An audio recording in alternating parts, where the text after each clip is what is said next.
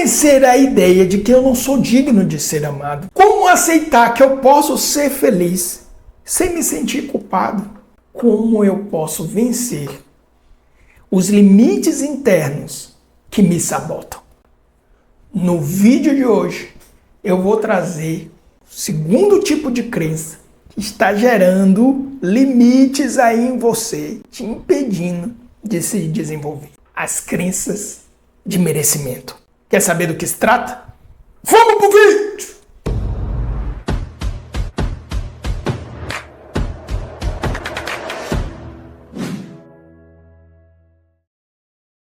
Agora nós vamos trazer aqui crenças de merecimento. Ela está intimamente ligada às crenças de identidade. Então, se você só está assistindo o corte desse vídeo, isso é um corte de uma live que está recomendado aqui embaixo. Vou deixar recomendado também no final desse vídeo para você assistir a live inteira, tá certo? Então, vamos aqui para as nossas crenças, direto para o tema, as nossas crenças de merecimento, tá? Então, eu não mereço ser feliz. Crenças de merecimento. Isso daqui traz alguns elementos importantíssimos. Primeiro, a conexão disso com a crença de identidade. E aí eu falei do mito de escassez, né? O mito da escassez, na primeira parte, falando sobre crença de identidade, fala eu não sou bom bastante, tá? Então, eu não sou bom bastante, ele traz um elemento de merecimento. Eu não sou digno de ser amado. Então, pega essas três frases, porque que eu vou falar em cada parte. A primeira frase é eu não sou bom bastante. A segunda, eu não sou digno de ser amado. Isso daqui é a fonte dos nossos principais medos, tá certo? É o medo de ser rejeitado. Depois vai aparecer um outro medo ali na frente, que deriva também da crença de identidade. Isso gera limites internos radicais. Inclusive, o limite de se expor. Por que eu vou me expor? Eu vou ser rejeitado, eu não sou digno de ser amado, eu não sou uma pessoa interessante, eu não sou uma pessoa digna, né, de nenhum tipo de merecimento. E aí aqui traz alguns elementos. Eu estudo algumas coisas que o pessoal traz aí no desenvolvimento sobre inclusive trabalhando em cima da física quântica. Os físicos quânticos detestam, que é o colapso de realidade. A realidade quântica, ela não é uma realidade determinada. Ela colapsa a partir da observação, da consciência do observador. Ela precisa de um observador para colapsar. Isso é um fato físico. Aí a galera, principalmente os místicos aqui, diz, olha, tá vendo? A realidade vai colapsar a partir do momento que você colocar essa intenção. Então, se você cria uma crença de que você não merece, você trava toda a sua vida. Muita gente explica isso dessa forma. Eu acho uma explicação perigosa, beirando a superficialidade, tá? Porque há de se questionar, será que é assim mesmo? Tudo bem? O estoicismo, por exemplo, tem uma visão um pouco diferente sobre isso. Eu tenho uma visão que não importa o que aconteça, acolha o acontecimento com resiliência, porque foi gerado pela natureza para um bem maior. Falei sobre isso na live anterior. Mas a visão principalmente do pessoal que trabalha essa questão do desenvolvimento místico com essa coisa da visão quântica e tudo mais, é justamente essa dimensão do colapso da realidade. Então, se você tem uma limitação de merecimento, isso quer dizer que, e se os místicos estiverem certos, os místicos que pegam essa linha aí quântica da realidade, se eles estiverem certos, nada vai dar certo na sua vida. Porque você, por conta da crença de merecimento, você vai estar intencionando uma energia de fracasso, e o que vai colapsar esse fracasso.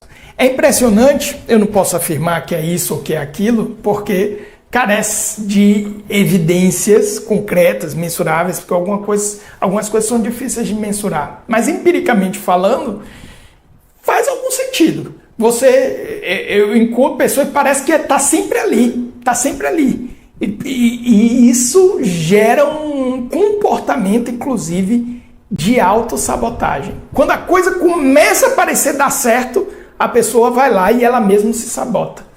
Provavelmente, ali tem uma crença de merecimento. Talvez não seja nem a realidade quântica. Talvez seja só a pessoa mesmo se sabotando.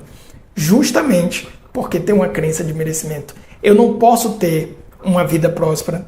Eu não posso ter um relacionamento legal. Eu não posso ter um emprego legal. Eu não posso ter um conforto financeiro. Eu não posso ter uma saúde legal.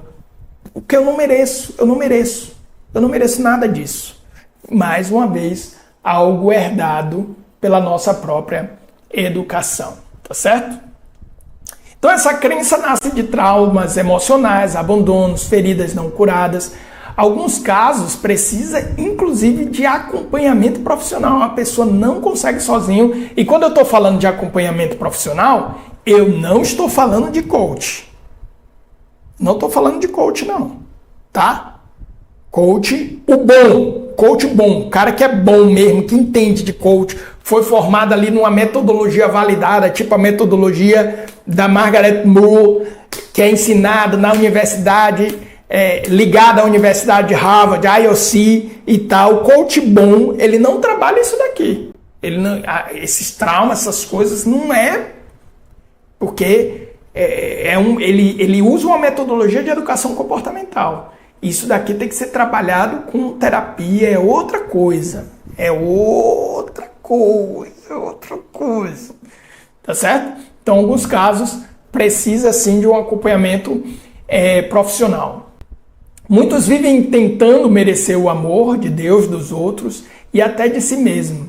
Né? Libertar-se é abrir-se à graça e não ao mérito. Por que eu coloquei essa observação aqui? Porque é aquela pessoa o tempo... Uma vez eu estava conversando com os meus alunos, né? Ciência da Felicidade. É uma disciplina que a gente chama de unidade curricular, que eu ensino na universidade. Eu estava falando justamente dessa relação do amor próprio e do amor ao outro. Tá certo? Então, eu quero me amar. Não tô nem aí para ninguém. E isso não é o amor, não. Você não está se amando. Como também, eu amo tantas pessoas que eu esqueço de mim. E você também não está se amando. Tá certo? Então essa dimensão do amor a mim e o amor ao outro, ela está intimamente ligada. Na verdade, é o trido aqui, a trindade. Trido não, a trindade. Amor a mim, amor ao outro, amor a Deus. Né? Está presente no Evangelho, isso está presente na Bíblia, isso está presente também em outras linhas da religião, tá certo? Então, quando eu tenho um encontro com essa divindade, seja qual for a compreensão que você tem, ou com essa transcendência, eu passo a me amar mais e amar o outro. Não existe esse encontro com a transcendência que não gere esse processo, certo? Não, é impossível, tá? Isso daí está presente em diversas místicas. E aqui eu não estou falando só na mística cristã, tá? Então, o desenvolvimento de uma mística traz essa compreensão do merecimento. Tá? Então, por exemplo, tu me teceste no ventre da minha mãe, diz o Salmo 139. Trabalhar afirmações conscientes. Eu sou digno, porque eu sou filho. Eu sou, o estoicismo, ele trabalha numa perspectiva de eu sou desejado pela inteligência providente que criou toda a natureza. Aliás, essa é inclusive a fonte da confiança e da resiliência dentro do estoicismo. A mesma natureza que me quis, a mesma inteligência providente que criou toda a natureza, me quis, me criou. E eu faço parte dessa natureza. E também trouxe todos os acontecimentos. Então, se algo me acontece que eu julgo impróprio, provavelmente é o meu julgamento que precisa mudar, não o acontecimento. O acontecimento em si está sendo dado pela mesma natureza, pela mesma inteligência providente que tudo criou, inclusive a mim mesmo. Ele não vai ser... Essa inteligência não será incoerente. Marco Aurélio desdobra isso, na minha opinião, inclusive melhor até do que Sêneca. Ele desdobra isso em vários trechos dele, inclusive melhor até do que Sêneca. Então, está muito presente ali. Quando traz isso, por exemplo, para o cristianismo, para o catolicismo, meu irmão, aí é que eu fico... Porque se pega o budismo, tá? Pega o budismo, por exemplo, essa compreensão de transcendência é o ser. O ser não é uma pessoa, exatamente alguém personificado, que eu posso chamar de pai, por exemplo. Mas, pô, no cristianismo, meu irmão, esse Deus é um pai que deu o seu filho único para morrer por mim. Meu irmão, como é que eu digo que eu sou cristão e na primeira coisa eu já... não faz sentido. Não faz sentido. Mas aí também eu vou me empolgar aqui. Eu vou começar a falar besteira e tudo mais, né? Então, uma forma de trabalhar isso, tá certo? É cultivar a consciência de toda essa grande providência, tá? E aí, inclusive, Marco Aurélio, ele trabalha na perspectiva se for o acaso. Se não existe essa inteligência e tudo é o acaso, você está se preocupando por quê? Tudo é o acaso, meu querido. Você é um sopro que vai passar. Então, vai lá, sofre aí, vai passar. E vai voltar para o nada. Então, está sofrendo por quê? Né? Uma forma é justamente cultivar essa gratidão, essa compreensão. Isso daqui, pessoal, que eu estou falando, é expansão de consciência. Quando eu falo dos cristãos, por exemplo, como é que o cristão não compreende isso e tal? É porque eu já fiz vídeo aqui no canal. Você professar uma religião não quer dizer que você está consciente. Infelizmente. Apesar de toda prática religiosa, seja cristianismo, seja qualquer outra, ela é um caminho para você expandir consciência. Para você chegar nessa compreensão última da comunhão das coisas. A própria filosofia estoica é isso. Entende? Os acontecimentos são gerados pela mesma inteligência providente que gerou a natureza. Natureza é essa que eu faço parte. O problema é quando eu pego esse acontecimento e me isolo. Quando eu me isolo, eu não sou digno, eu não sou merecedor. Como eu não sou merecedor? Eu sou querido, eu sou desejado. Se eu existo, é porque alguém, alguma coisa, por algum motivo, providenciou essa existência. Uma coisa que os físicos têm dificuldade de explicar é a matéria. Por que a matéria existe? A tal partícula maldita, ela veio ser evidenciada em laboratório recentemente. Foi quando? 2012? Será? 2012? Agora eu estou na dúvida. Mas foi recente, é coisa recente, coisa de pouco tempo atrás. Certo? Que aí justifica o campo de Higgs, né? Se não me engano é isso. Que aí ali aquele campo é que faz com que a matéria ela permaneça aqui, porque não tem uma explicação lógica para toda aquela energia estar condensada ali, ó, e ela não se dissipar. Porque se eu pego o conceito de termodinâmica, tudo se dissiparia, tudo voltaria ao nada. Tudo voltaria, tá? A teologia ela explica. Tudo existe porque Deus, com sua presença, sustenta a existência. Aqui vem até um conceito que não é compreendido. Pelo menos eu vejo muitos cristãos compreendendo isso de uma forma rasa. Até, de alguma forma, impulsionado por textos dos santos. Vou puxar a orelha do santo. Olha, o cara se acha, meu irmão. Né? Tô nem vendo aqui a live, mas não deve ter nem 3 pessoas aqui na live vai puxar a orelha do santo. Mas aí também eu posso falar besteira que tem pouca gente vendo mesmo. Que é o seguinte, eu sou miserável, eu não mereço, eu sou miserável. Cara, isso é muito perigoso sob o ponto de vista do desenvolvimento comportamental. Eu sei que se tiver alguém aqui assistindo a live ou assistir esse corte que for cristão, vai dizer, não, mas isso é uma prática de nós somos miseráveis, eu preciso da misericórdia de Deus. Uma vez eu vi inclusive uma pessoa grande, tá na internet, não vou citar o nome, mas é uma pessoa grande na internet. Ele estava fazendo uma pregação e ele disse, Deus é misericordioso, Ele me ama, Ele te ama, e eu sou miserável, você é miserável. E aí vem o golpe de misericórdia. Ele me ama justamente porque eu sou miserável. Cara, não pode falar um negócio desse. Não pode. Isso reforça uma crença de merecimento. E mais, Deus vai me amar ele me ama justamente porque eu sou miserável. Então eu preciso ser miserável para Deus me amar?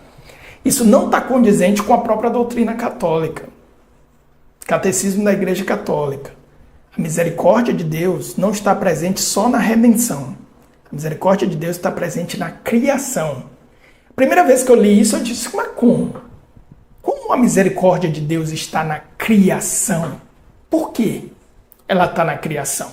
Ninguém tinha pecado ainda? Sim, ali Deus já estava sendo misericordioso. Tá certo? Não na redenção, depois do pecado. Aqui eu estou falando da história na perspectiva cristã, tá, pessoal? Vamos pegar aqui a questão do desenvolvimento. Que aí tem a misericórdia salvífica, ou da redenção, ou redentora, e a misericórdia santificadora, que é do Espírito Santo. Tudo bem, essas duas aqui eu até entendo. Mas e essa? A misericórdia de Deus na criação. Porque, na visão cristã católica, se Deus não sustentar a criação, tudo volta para o nada. Tá certo? Isso na física foi ser explicado quando? Porque existe um campo aqui que ele gera uma resistência que impede que essas partículas se dissipem. Então veja, o que eu estou dizendo é, a física male consegue explicar por que a matéria existe. A física male consegue explicar por que tem água na Terra, por exemplo. Por que tem água na Terra? De onde é que veio? Quer dizer, é difícil explicar algumas coisas, tá certo? Male ela consegue explicar isso. Imagine você pensar numa dimensão de quem eu sou, ou de merecimento, percebe? Então, trazer essa compreensão, né, de que eu estou aqui porque, por algum motivo, houve um ajuntamento de matéria que se tornou eu, e diferente, por exemplo, dessa matéria aqui, eu tenho consciência da minha existência. Olha que louco isso, é uma coisa muito maluca. Se a gente mal consegue explicar o ajuntamento da matéria, imagine um ajuntamento de matéria com consciência de si. Isso é muito profundo. Então, independe de uma questão de professar uma religião ou outra, isso, só essa reflexão é por si só uma prática de espiritualidade. Envolve um aspecto de merecimento. Seja o que for que tenha gerado isso. Eu não posso me atribuir merecimento negativo, zero merecimento. Não, eu existo. Eu existo.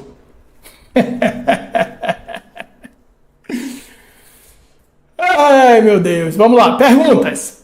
Como vencer a ideia de que não sou digno de amor? Como vencer a ideia de que eu não sou digno de amor? Aí você tem que ter uma experiência de fato com o amor. Você tem que ter uma experiência com o amor. Essa experiência, na minha visão, e aí, de novo, eu posso estar completamente errado, tá? Nem deveria estar dizendo isso, que eu mesmo desautorizando, mas é porque eu não posso pegar minha experiência e estabelecer isso como real ou como definitivo. Não quero ficar estabelecendo aqui regra nenhuma, mas na minha visão, isso envolve um processo próprio de amadurecimento. Eu já falei isso daqui. As crianças, por exemplo, elas estão aprendendo o que é amor. Amor é uma coisa muito profunda. Amor é uma coisa profunda, uma coisa que exige maturidade. Ponto. Exige maturidade. Pessoas imaturas pouco conseguem experimentar e pouco conseguem entender o amor. E, por consequência, elas pouco conseguem se compreender dignas do amor. Elas exigem atenção, afeto, sabe aquela coisa imatura, própria da criança, do infantil, que acontece em muitos relacionamentos, e a pessoa, parece que é um menino, parece que é uma criança. Exatamente. Isso é algo. Segundo ponto é que o amor, além de ser um elemento de maturidade, certo? Ele é um elemento de consciência. Depois que eu li Ken Keynes, eu disse, cara, é isso. É isso. E poucas pessoas, infelizmente, segundo o Eckhart Tolle, cada vez mais. Eu gosto da visão otimista do Eckhart Tolle, mas talvez porque eu ainda não tenha alcançado esse nível, né? O nível que o Eckhart Tolle alcançou. E aí eu termino projetando minha própria inconsciência nesse contexto. Mas poucas pessoas entendem, de fato, o que significa essa expansão, esse nível de consciência. Segundo Ken Keynes, a partir do 4º nível, que é o nível do amor, a consciência do amor. Então, praticar expansão de consciência, que é, na minha visão, espiritualidade prática, é o caminho para você trabalhar essa ideia de não sou digno de amor. Aqui eu não posso não lembrar da frase de Santo Agostinho. Santo Agostinho ele falava isso se referindo a Deus, né? Ao encontro com esse amor, né? Que é o próprio Deus. Ele dizia: tarde te amei, beleza antiga e tão nova, esse que te procurava fora e tu estavas dentro de mim. É justamente, essa é um dos versos de Santo Agostinho que inspira o que eu falo, encontrar dentro. Esse sou digno de amor não é algo que você vai encontrar fora. Você não vai encontrar isso no olhar de ninguém. Talvez as únicas pessoas que tiveram de fato esse papel na sua vida, de alguma forma, foram os seus pais. De alguma forma, nós, pais e mães, somos a primeira experiência com esse amor que nossos filhos têm no mundo. Por isso que a dimensão da família é tão essencial. Tá? Eu não vou entrar nisso. Vou entrar essa discussão política aí, bandeira para lá, bandeira para cá. Fique balançando a bandeira aí. Eu estou falando de uma coisa que transcende a tudo isso, a necessidade humana. Essa realidade, tá? De experiência, de paternidade, de maternidade, seja quem representa esses papéis dentro da sua vida. Isso é fundamental, tá? Fora isso, isso é um processo de maturidade e de encontro dentro. Não tem como ir para outro lugar. Como superar as crenças que me fazem me sabotar? Bom, aí vem 2 elementos, né? Merecimento e a terceira parte, vamos falar um pouquinho sobre isso, de capacidade. Um outro processo de autossabotagem justamente são as crenças limitantes ligadas à capacidade. Mas a crença de merecimento, ela é uma grande fonte de autossabotagem. É impressionante, é muito visível. Eu diria até que é mais visível até do que as crenças de identidade, que é algo mais profundo lá dentro. Mas, nossa, assim, dá pra... Às vezes a coisa tá indo bem, aí você vê a pessoa, cara, é uma coisa impressionante. É impressionante. A pessoa precisa estar numa penúria, a pessoa precisa porque... Nossa, é uma coisa absurda. Essa crença de merecimento e autossabotagem é uma coisa absurda.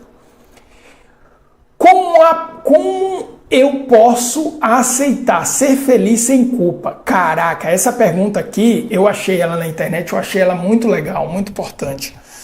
Veja, eu sempre digo isso, né? Medo, vergonha e culpa. Medo, vergonha e culpa. Eu falei, inclusive, isso na última live, falando sobre a gestão das emoções. Gestão das emoções, se você conseguir prestar atenção nos seus medos, na vergonha e na culpa, porra, você já vai dar um salto gigantesco. Isso está ligado aos níveis de consciência mais baixos, está ligado às crenças limitantes. Por exemplo, quando eu falei da crença de identidade, eu não sou bom bastante, logo ali aparece o elemento vergonha, um dos elementos trabalhados pela Brené Brown, a coragem de ser imperfeito, né? Uma das características de não aceitar a sua própria vulnerabilidade. No caso da crença no caso da crença de merecimento, existe uma associação muito grande a essa questão da culpa. Porque se eu estou bem, eu começo a me sentir culpado. Nossa, isso tem várias camadas. Uma delas, inclusive, se conecta com a dimensão familiar. Pessoas que alimentam crenças de merecimento trazidas da família, grande parte das nossas crenças vem do ambiente familiar, tá certo? Grande parte, principalmente pai e mãe. E se auto-sabotam, justamente, às vezes têm vergonha e se sentem culpados por estar vivendo uma vida boa, porque os seus irmãos, por exemplo, estão na penúria. Cara, isso é uma coisa triste, isso é uma coisa pesada, isso é uma coisa... Nossa! E aí tem alguns que trabalham em desenvolvimento humano que dizem, se afaste da sua família, se distancie. Aí tem um bocado de merda que se fala, mano. Tem um bocado de merda. O ponto principal é justamente você encontrar essa essência, encontrar essa luz, né? Mas, para mim, no meu processo de desenvolvimento, mais assustador do que minhas trevas é a minha luz. A primeira vez que eu vi a minha luz, eu disse, nossa, cara, isso é uma coisa muito grande. Então, você encontrar isso e acolher, aceitar, né? Isso é coisa até complexa de dizer, né?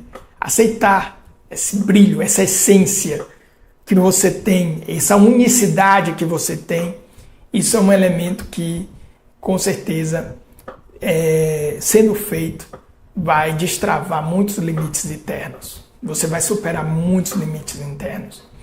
Toda bem-aventurança do mundo é pouca diante de sua dignidade. Vou repetir, toda bem-aventurança do mundo é pouca diante de sua dignidade. Toda bem-aventurança do mundo é pouca diante de sua dignidade. E todo acontecimento que lhe pareça algo negativo, também não pode sequer arranhar todo o valor que você tem em sua essência. Quando você compreende esse valor que está dentro e compreende que ele é inatingível, ninguém pode ferir, macular ou manchar, nada que está fora de você pode ferir, macular ou manchar. Aí, bonito isso. Tenho lido muito, tenho buscado encontrar, devo confessar. Eu espero que você tenha gostado do vídeo de hoje. O vídeo de hoje é um corte da live que eu vou deixar recomendado aqui. E também vou deixar desse lado um vídeo especial para você. E se inscreva no canal. Se inscreva no canal. Grande abraço.